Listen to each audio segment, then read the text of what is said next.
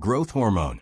Growth hormone is released from the pituitary gland in the brain and helps regulate the body's natural growth process. When this hormone enters the bloodstream, it sends growth and repair signals to muscles, bones, and other tissues. It is especially important during childhood and teenage years because it supports height development and physical maturation. The main function of growth hormone is to stimulate protein synthesis and control fat metabolism. Think of it as a biological construction manager that guides the body in building new tissues. If growth hormone levels are too low, growth may become slow, while excessive levels can cause abnormal body growth. Thyroid-stimulating hormone. Thyroid-stimulating hormone is released from the pituitary gland and acts as a messenger that activates the thyroid gland. Its main role is to regulate metabolism by controlling the production of thyroid hormones in the body. When TSH reaches the thyroid gland, it stimulates the release of hormones that help manage how fast your body uses energy. You can think of it as a metabolic speed controller that adjusts whether your body functions faster or slower. If TSH levels become too high, it may indicate underactive thyroid function, while low TSH levels are often associated with overactive thyroid activity. Imbalance of this hormone can lead to symptoms like fatigue, weight changes, and energy disturbances. Adrenocorticotropic hormone. Adrenocorticotropic hormone, ACTH, is released from the pituitary gland and signals the adrenal glands to produce stress-related hormones. Its main function is to stimulate the release of hormones like cortisol that help the body respond to stress and maintain energy balance. Think of it as the body's emergency alert system. When stress or low blood sugar is detected, ACTH triggers the adrenal glands to release hormones that increase alertness and mobilize energy. If ACTH levels are too low, the body may struggle to handle stress and maintain proper hormone balance, while excessive ACTH can lead to overproduction of adrenal hormones, causing fatigue, high blood pressure, or other metabolic issues. Luteinizing hormone. Luteinizing hormone is released from the pituitary gland and plays a key role in regulating reproductive function. In females, it triggers ovulation by signaling the ovary to release a mature egg during the menstrual cycle.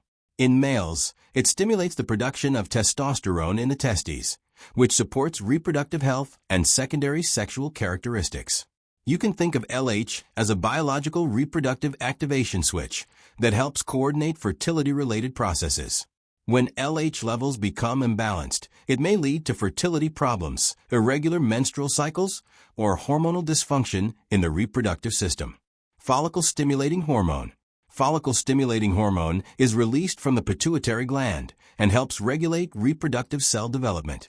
In females, it supports the growth and maturation of ovarian follicles, which are important for egg development. In males, it stimulates sperm production in the testes. You can imagine FSH as a biological development signal that prepares reproductive cells for fertility function. If FSH levels are abnormal, it may cause fertility issues, irregular menstrual cycles in females, or reduced sperm production in males. Prolactin. Prolactin is released from the pituitary gland and mainly controls milk production after childbirth. Its primary function is to stimulate the mammary glands to produce breast milk for newborn feeding. Normally, prolactin levels are higher after pregnancy and birth when breastfeeding is needed. You can think of prolactin as the body's feeding support hormone that helps provide nutrition to the baby. If prolactin levels become too high, it may cause irregular menstrual cycles or fertility problems, while low levels may affect milk production. Oxytocin. Oxytocin is released from the pituitary gland and is commonly known as the bonding hormone. Its main role is to promote emotional bonding, social connection, and uterine contractions during labor. During childbirth, oxytocin helps the uterus contract to assist the delivery process, and after birth, it supports mother-baby bonding during breastfeeding.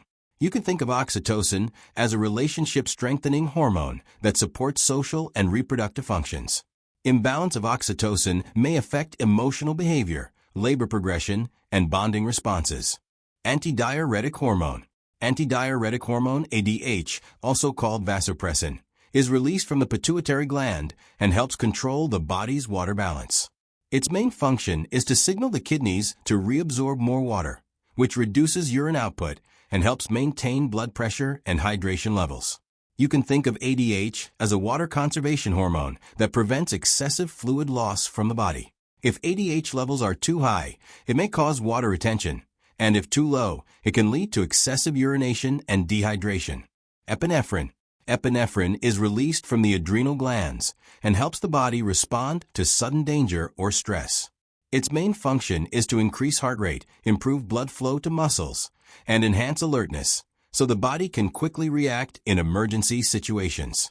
You can imagine epinephrine as the body's emergency boost system that prepares you to either fight or escape from danger. Excess release may cause anxiety, rapid heartbeat, or high blood pressure, while low activity may reduce stress responsiveness. Norepinephrine. Norepinephrine is released from the adrenal glands and plays a major role in maintaining alertness and cardiovascular stability. Its primary function is to increase blood pressure by narrowing blood vessels and improving the body's response to stress. You can think of norepinephrine as a focus and arousal enhancer that keeps the brain and body ready to handle unexpected situations. Imbalance of this hormone may contribute to anxiety symptoms, chronic stress response, or abnormal blood pressure regulation. Insulin. Insulin is released from the pancreas and is responsible for controlling blood glucose levels in the body. Its main function is to help transport glucose from the bloodstream into cells, where it is used for energy or stored for future use. You can think of insulin as a biological sugar manager that prevents blood sugar from becoming too high after meals. If insulin production is low or the body becomes resistant to it, it can lead to diabetes, causing symptoms like excessive thirst, frequent urination, and fatigue. Testosterone. Testosterone is a primary reproductive hormone that supports male physical development and overall energy regulation. It plays an important role in muscle growth, bone strength, and the development of male secondary sexual characteristics, such as facial hair and deepening of the voice. You can think of testosterone as the body's strength and vitality hormone that maintains physical performance and reproductive function. Low levels may cause fatigue, reduced libido, muscle weakness, and mood changes. Excessive imbalance may lead to hormonal and behavioral disturbances. Estrogen. Estrogen is a key hormone responsible for female reproductive system development and regulation of the menstrual cycle. It supports the growth of female secondary sexual characteristics, such as breast development and body fat distribution.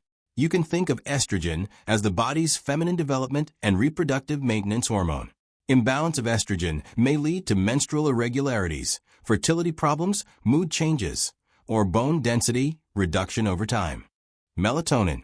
Melatonin is released by the pineal gland and mainly controls the body's sleep and circadian rhythm. Its production increases in darkness and helps the brain prepare for sleep by reducing alertness and body activity. You can think of melatonin as the body's natural night signal that tells the brain it is time to rest.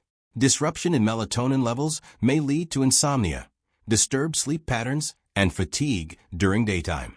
Erythropoietin. Erythropoietin is released mainly from the kidneys and stimulates the bone marrow to produce red blood cells.